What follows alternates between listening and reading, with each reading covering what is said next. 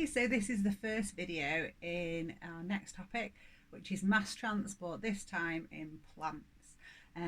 It doesn't sound like it's going to be the most exciting of topics, but it is. It is incredible. It is so interesting. I'm going to convince you. Okay, so let's get started.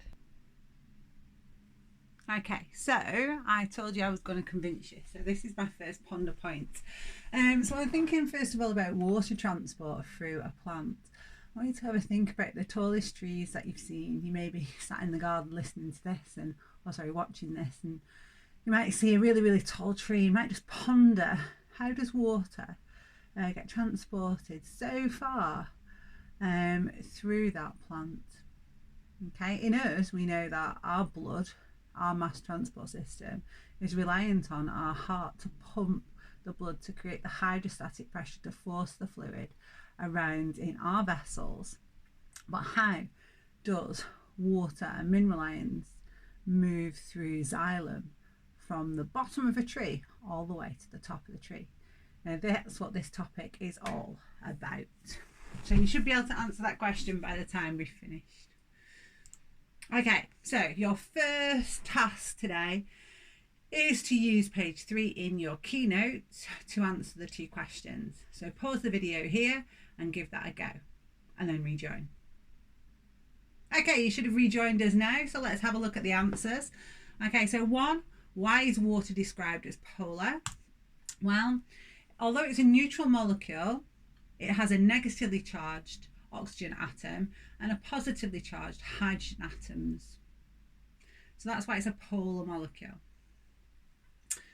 And then you have to be careful in answering number 2, because I've asked you to give me the first 3 properties and uses of water that are within living things. So these are the 3 that are within living things, and we're going to have a look at each one of those in turn a little bit later.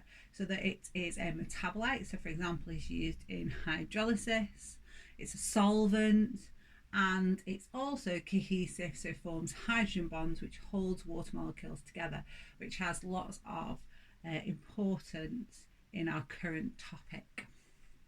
Okay, so having a look then at that polar nature of the water molecule. Okay, so we just said that although the overall molecule itself of water is neutral, the individual atoms within the molecule have got a slight charge difference. Okay, now it's not a very good chemistry way of describing this, but I always say imagine the covalent bond holding the oxygen and the hydrogen together. The oxygen has got better pulling power for electrons within that covalent bond when they're sharing electrons, these 2 atoms, and so that gives the oxygen just that little bit of a negative charge compared to the hydrogens. Now this is really important in that cohesive property that we're going to come back to again and again during this topic today.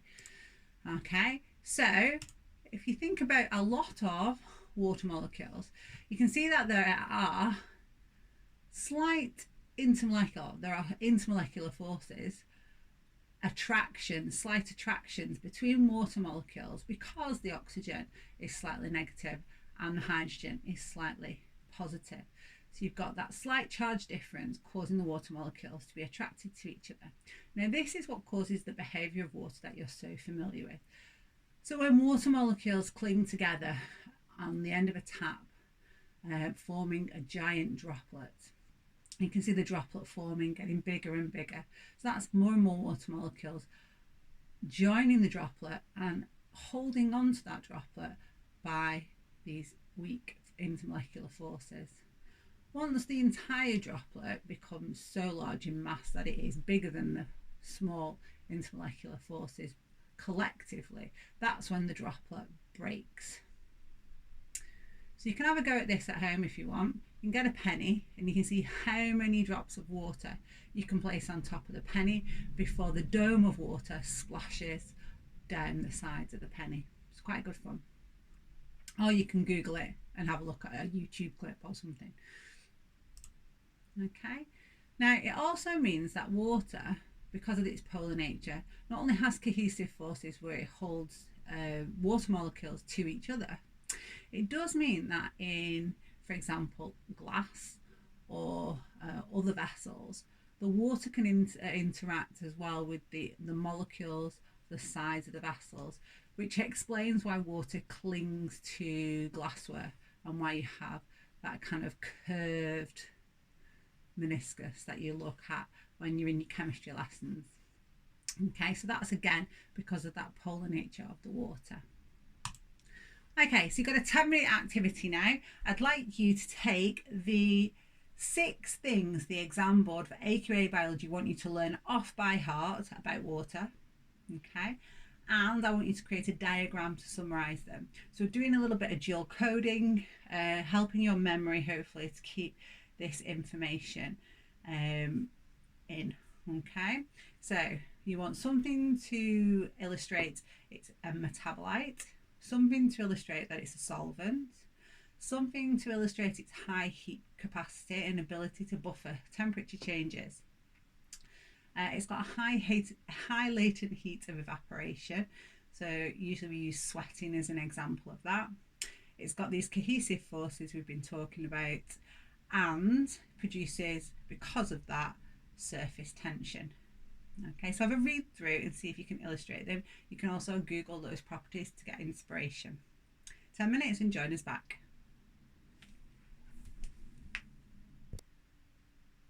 Okay, so you can check out my version of this if you like. It's embedded in your PowerPoint as well. I do not profess to be an artist, but what I've tried to do is to give myself a picture for each of the properties to help me remember how they might be important to biological organisms. So within the organism, okay, so if I think about as a metabolite, we've met, of course, the hydrolysis of maltose. So I've drawn the hydrolysis of maltose. That's one way in which water is used within biological processes. As a metabolite, you will meet photolysis next year in photosynthesis as well. So that's another good example. I've done a little picture up in the corner to illustrate why it's polar, with my hydrogens having a slight positive charge and my oxygen having a slight negative charge. I've got my solvent here, so I've said it dissolves things is what I mean. So I've got salt dissolving, and you can see that with the sodium ion being positive, it's the oxygen side of the water that forms a shell around the sodium, and with the chloride ion being negative, it's the hydrogen, the positive side of the water, that forms a shell. So it shows because it's got that polar property, it can dissolve things. Okay, so that would also be useful inside cells, because when we've got things dissolved, then they can react. We've also got this cohesive property. Now, this is not within cells, but this is important within organisms, particularly within plants, for the process of moving water, as we're going to see. So this cohesive property allows water to form columns and moving columns in plants, and that's going to be covered again in the current topic.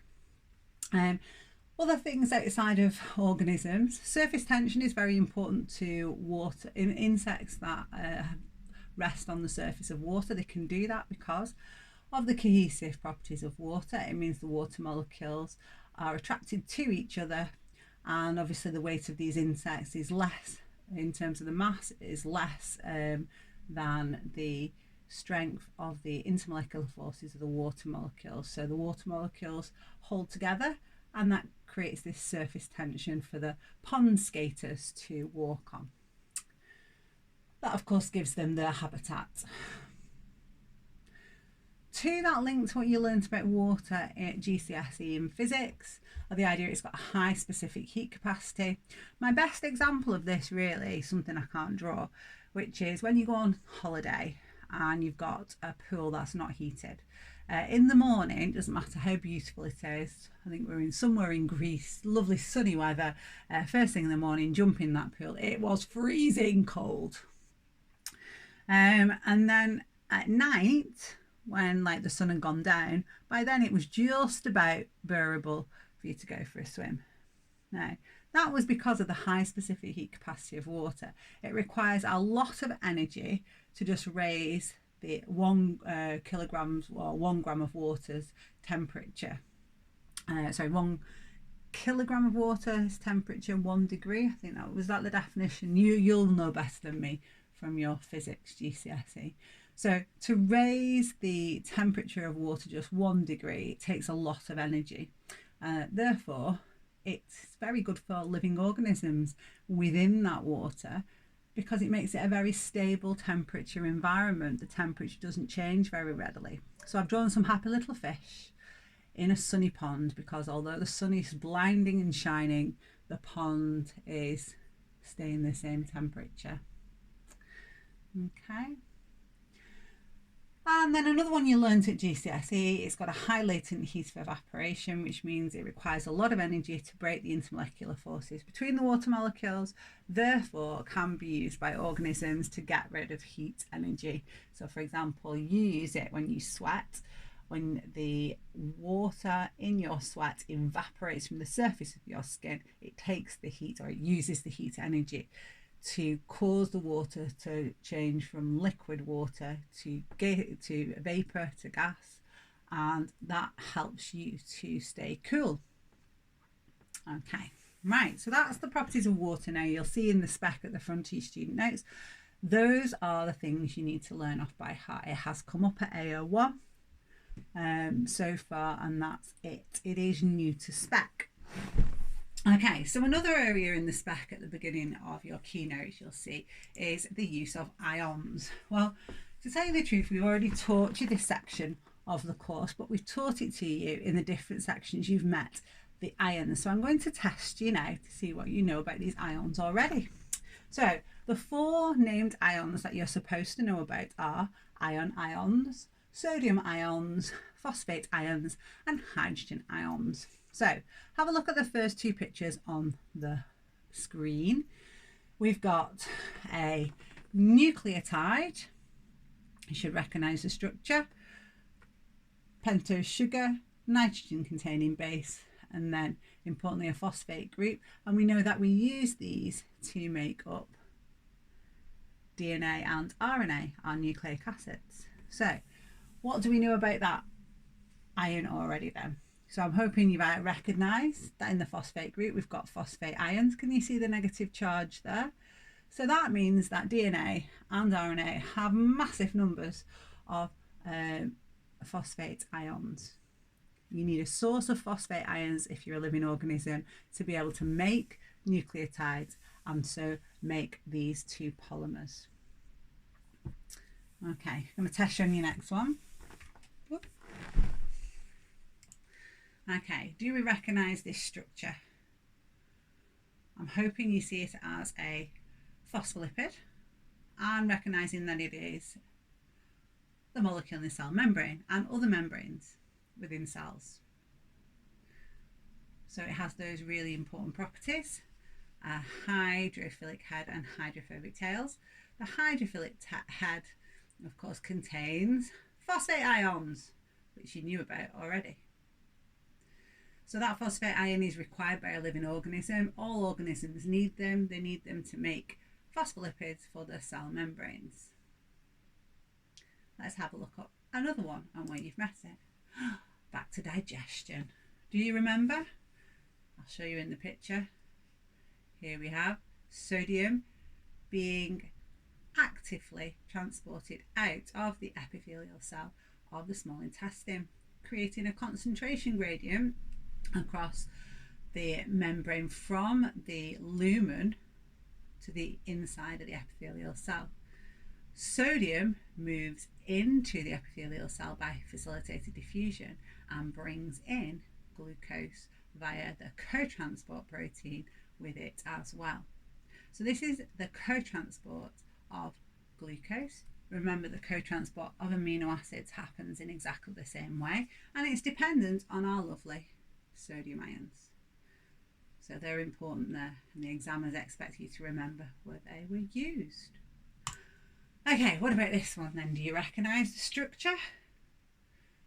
Well, here we've got a ribose, here we've got adenine, and we've got 1, 2, 3 phosphate groups. It's ATP, so we need quite a lot. We need 3 phosphate ions as part of our ATP structure. ATP, of course, is an incredibly important molecule in biology because it is the intermediate energy store within all living organisms. It's formed during respiration from the breakdown of respiratory substrates like glucose, and it provides energy to all chemical reactions by the hydrolysis of this bond here. So another important group of phosphate ions. And what about this one? It's not so long ago we learned about this one. I'm hoping you recognise it as hemoglobin with its quaternary structure, 4 polypeptide chains, each with a heme group, so 4 in total. At the centre of that heme group we have got an ion. Okay, so you will find a summary table in your keynotes summarising all of those uses of those ions that you have already met. Maybe you should test yourself now. You can always go back to the beginning of this section and see whether you can just remember each one and then check you got them right. Okay, so we have another task from your keynotes. Take you about 15 minutes. You need some paper, file paper. You're going to be doing some drawing, labelling. I want you to describe and explain how the cell, that doesn't read very well, does it? Explain how xylem vessels are adapted to the function of transporting water through a plant. So let's just update that a minute. So xylem transports water through a plant. Describe and explain how the xylem are adapted for this function. That's all we need there. Super. Okay, so you want to give that a go? Pause here and okay, come back and review. So we're looking for quite a lot of information you've gleaned from your keynotes about xylem. So here's a picture of our xylem over here. So you should have some pictures of xylem. Okay, they are xylem vessels that are not yet mature. Okay, when they're fully mature, they have no end plates at all there. So they're just like a big tube. Okay, so I'll show you another diagram of those in a minute. So here are the things that you should have, which are your special adaptations and reasons why. So thick cell walls, so to withstand the force named tension. They are lignified, the cell walls, so they contain lignin. Again, this is so they can withstand the tension, but also makes the walls waterproof. You might think, why would you want the walls to be waterproof if you're transporting water? Well, just like your arteries and veins don't allow fluid to pass through them, the plant will be able to put pores into the xylem vessel where it wants water to exit the vessel. So it's a way. So having them waterproof is a good idea. Xylem cells have no end walls. Okay, so they are a nice hollow tube.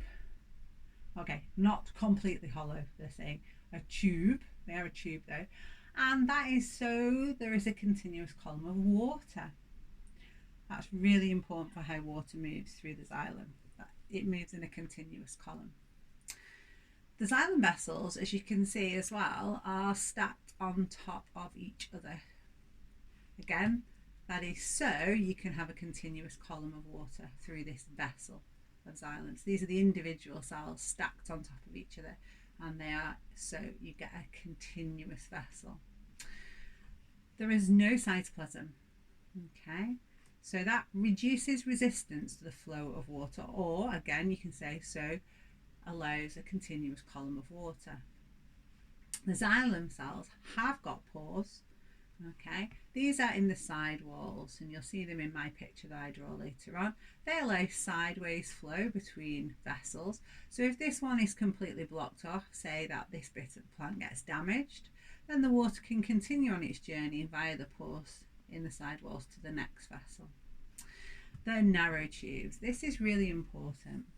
This allows the property capillarity, which is the idea that the water clings to the walls of the xylem by a property called adhesion, and by having very many very narrow tubes, that increases the surface area for this adhesion to the walls. Okay, so you should have gleaned all of that from keynotes. If there's anything missing from your summary, please add it now. Okay, so we're going to start to look at how water is transported through the plant.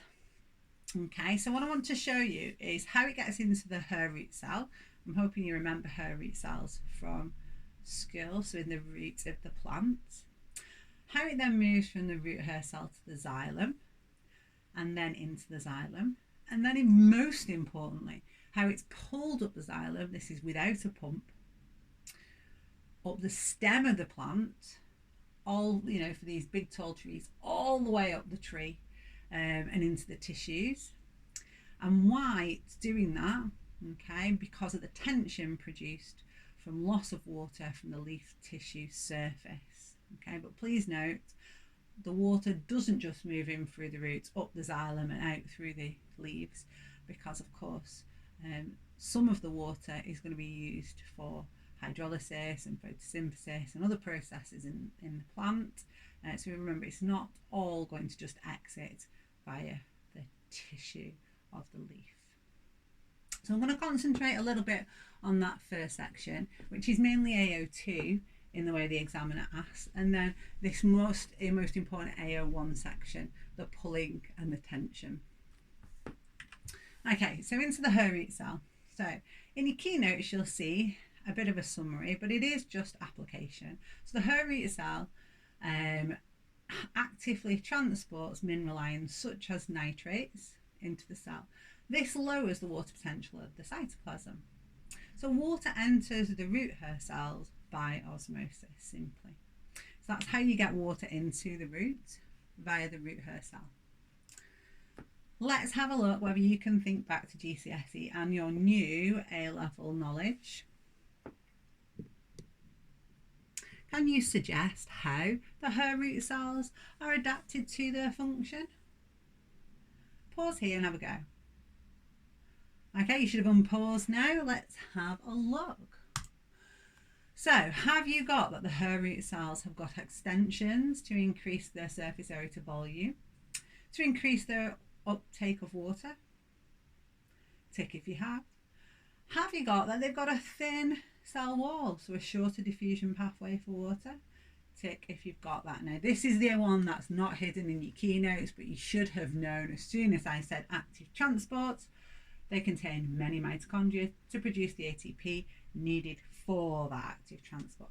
So that's a link to your cells topic there. Make sure, if you don't think you'll remember, pop it in your keynotes. Okay, so the water then moves in and across the root tissue by osmosis, okay, and a little bit of diffusion through the walls. That's off spec now, so sometimes you'll find it in revision guides. You don't need to know how it crosses the cortex, just that it does. And then the water ends up in the xylem. So we do need to know how it ends up in the xylem, and that is a picture showing the stem of a plant in cross section. I'm hoping you remember that in the stem of a plant there are these vascular bundles. Okay, so these are collections of the vascular tissue of the plant, the transport tubes, if you like, of the plant. And you can see that there are some tiny little ones, small diameter ones. That's the phloem, you'll remember from GCSE. And the ones we're talking about today are the xylem vessels, these ones here, with a slightly larger diameter and found closer to the inside of the stem, so nearer the inside of the stem. So we're going to have a think about how the water gets into those xylem vessels. And it's exactly the same story as how it gets into the roots. The nitrate ions or mineral ions are actively transported into the xylem by the root tissue. That lowers the water potential at the bottom of the xylem, and water follows by osmosis. Again, this is AO2, so it's not written that you should know it. It's written that if they tell you active transport is happening, you can deduce that water is moving because of osmosis, because if the ions move, they'll lower the water potential in the xylem. Okay, so this is probably a better picture for your pictures of xylem vessels, showing a oh, pretty hollow vessel with no cytoplasm, no organelles left anymore, thick walls, the end walls in a mature vessel depleted or fully perforated, and so they provide this continuous column. It's like a big long tube, okay? Lignified walls, but of course pits that allow sideways movement between vessels. So you may want to print that one out and add that to your picture. Okay, so we've done the into the root, across the root and into the xylem. That would create something called root pressure. It's a really small pushing force. And if the stomata of a plant are closed, that's the only force forcing water up the xylem. The idea that if you keep moving water into the xylem, that will force the water up the xylem a little way. I do believe I read it's only enough really to get the water up to about that high in a plant. It's not really going to take water very far into the plant. So we want to have a look now at the bigger force, the tension force. So how's that created?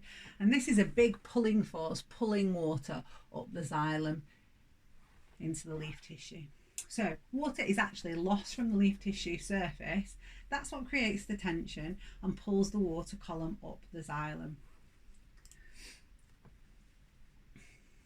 As that's happening, so as you've got that force pulling on the water moves in a continuous column, and that's due to the cohesive properties of the water molecules themselves. So the idea that the water molecules, as one moves, the next one is pulled along with it because of the intermolecular forces between the water molecules. You can also see that adhesion helps to secure the water column by holding it to the xylem wall too.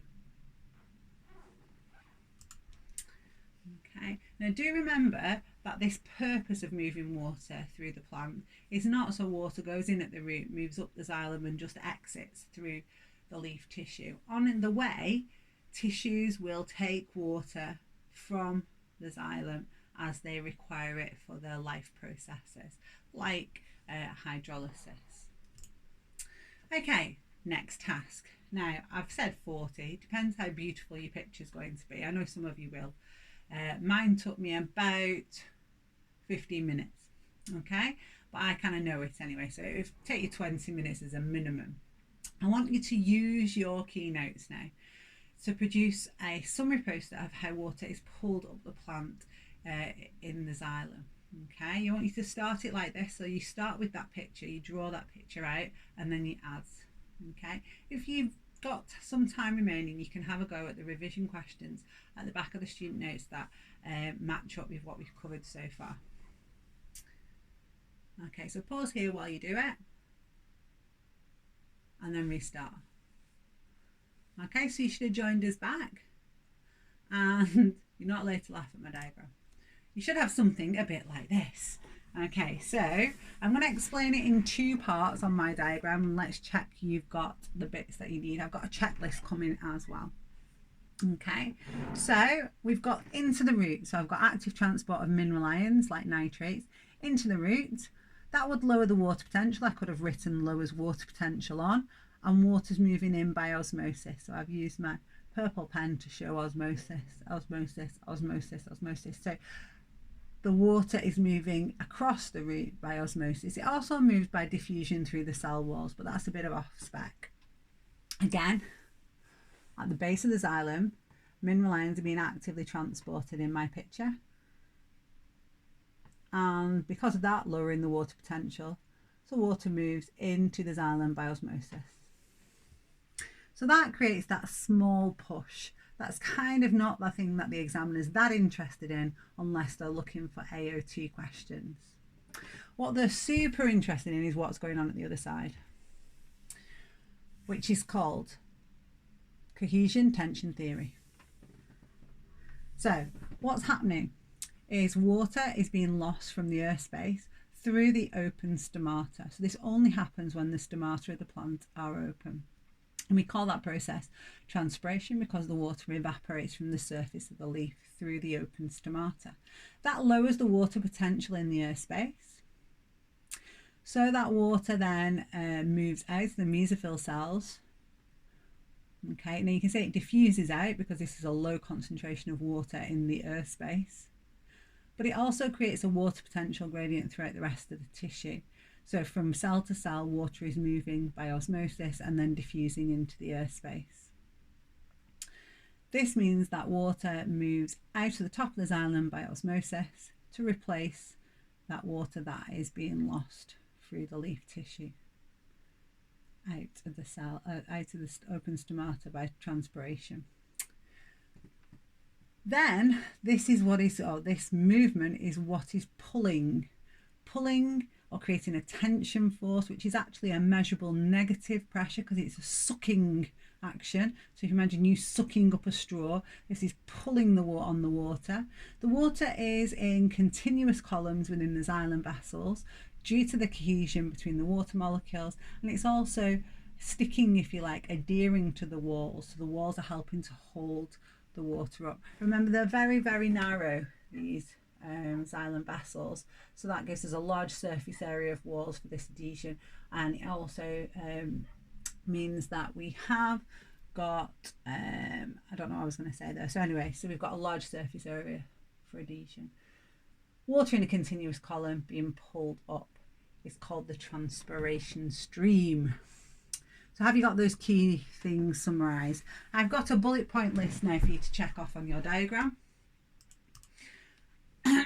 Have you got active transport of mineral ions? I've said from the endodermis to the xylem. Don't worry about that too much. That's just the name of the root tissue. So from the root tissue to the xylem, lowers the water potential in the xylem, and water moves into the xylem by osmosis. Now I've put those in dark because they're mainly AO2. The red ones, the really important ones, are starting at the leaf surface. Water lost through the stomata by transpiration. Water diffuses from the air spaces in the leaf, lowers the water potential in the mesophyll cells. Water moves out of the xylem by osmosis. There's adhesion of water molecules to the xylem vessels themselves, cohesion of water molecules to each other. Water moves in a continuous column in the xylem, and this is the transpiration stream, or transpiration is what is pulling the water up the xylem. Now, my diagram looked like that. I think this is more like what some of yours might look like. You can add additional notes there from outside spec. You can do some extra research to make a really good revision resource like this student. And they've included factors affecting transpiration, which is a bit later in your notes if you want to add that too. Okay, so if you'd move now into your question pack, this is question number 1. I'd like you to stop the tape and have a go. Okay, so you're rejoining me. So describe how water is moved through a plant according to the cohesion tension hypothesis. So this is telling you they only want you to talk about cohesion of the water and the tension, so the transpiration stream. So it's that bit that was in red in my tick box. Okay, so we should have water evaporates or transpires from the leaf. Sometimes now on the new spec they have through the open stomata, just to make it a bit more detailed. This reduces the water potential in the cells, or you get a water potential gradient across the cells. This can be written in lots of different ways, but this is the mesophyll cells losing water to the air space, creating a water potential gradient across the mesophyll tissue. So usually I would write it like that. Water is drawn out of the xylem. So we said by osmosis. They sometimes have osmosis/diffusion or just drawn out. And that creates the tension. Okay, so this idea that the pull, the tension is there. You have to mention the cohesion as well. So cohesive forces between the water molecules mean that it's pulled up as a continuous column. Okay, this is an old spec mark scheme, so please expect to have all of that for 4 marks. Okay, then there's a slight AO2 that finishes this off. So it's a practical. The mass of the water lost from the plant was investigated. The same plant was used in every treatment, and the plant was subjected to identical environmental conditions. In some treatments, the leaves were coated in a type of grease. This grease provides a waterproof barrier. The results of an investigation are given in the table. Okay, so have a go at part B, have a go at all parts to it, and pause here and we'll run through. Okay, so you should have done part B. So the first question was, what's the advantage of using the same plant in every treatment? You can have any of the following. You've got the same surface area of leaf, the same number of leaves, the same age of plant, the same thickness of cuticle. So all of these would be variables that would affect the results that would vary between different plants. So it has to be something that would vary between different plant species. Not plant species, different plants of the same species to get a credit. Why is it important to keep the environmental conditions constant? Well, if you've looked at the factors that affect transpiration, or you've even just thought about this a bit, straight away you would have come up with some ideas. The idea that temperature, the air movement next to the plant, and other conditions affect the rate of transpiration. So if you did this investigation at different temperatures, then you would expect the rate to be variable, higher at higher temperatures. Okay, so that's why you gain a mark point for that. What's the evidence that the grease provided a waterproof barrier? Well, you look to the information. Okay, so if you look to your grease, whenever it's applied, its presence reduces water loss, whether it's the upper surface or both. You've got a reduction in water loss. Okay, so calculating the mass of water lost in 5 days through the upper surface of the leaves. Well, we've got upper surface cancelled out, then we've got both cancelled out. Okay, so you should be looking to apply that to get 1.2 or 1.3 grams. And then finally, use your knowledge of leaf structure to explain why less water is lost through the upper surface of the leaves than the lower. Well, when we did our gas exchange, we noted that the stomata were on the lower surface. So more stomata on the lower surface, a thicker waxy cuticle on the upper surface. Either of those would have got you a mark. Okay, so have a go now at this extension. Use your knowledge of cohesion adhesion theory of water movement through a plant to explain why the diameter of the trunk is smallest at midday. Now remember, think about gas exchange as well, and stomata aren't always open, only when gases need to be exchanged. So pause there, and hopefully now you're back with me. So diameter of the trunk would be minimal at the warmest or brightest time of the day, so midday, when it's warmest and brightest. Why? Because the stomata will be open in the light. Okay, so this is the key here. They open in light. Yeah, when they're open, you get more water loss. The water evaporates more when it's warm. Okay, so you get more transpiration when it's warm. And the hydrogen bonding between the water molecules, the cohesion between the water molecules, and the adhesion to the walls of the xylem collectively pull inwards on the xylem because of this very fast flow of water loss. So we get loads of water loss because obviously the stomata are open for gas exchange because photosynthesis is taking place. They need more carbon dioxide. So there's loads more water loss, more transpiration of water moving, then being pulled with a greater force, so moving more quickly. And as a consequence of its being pulled faster, it pulls on the xylem walls and decreases the diameter of the trunk. Okay, so last task in today's video. I need you to watch the video of this particular experiment and make practical notes. We will do this practical when we're back at college. It's not a compulsory practical, but they ask lots of questions about it, so we really do need to do it. It uses a piece of kit called a potometer. There are some additional notes in your keynotes about how potometers work, but hopefully by watching the video as well, it'll give you a grounding before we pick this up in video 2. Okay, so before video 2, if you've done that practical work, can you complete the revision questions at the back of the student notes that you can from today's video 2? Thank you. See you in the next video.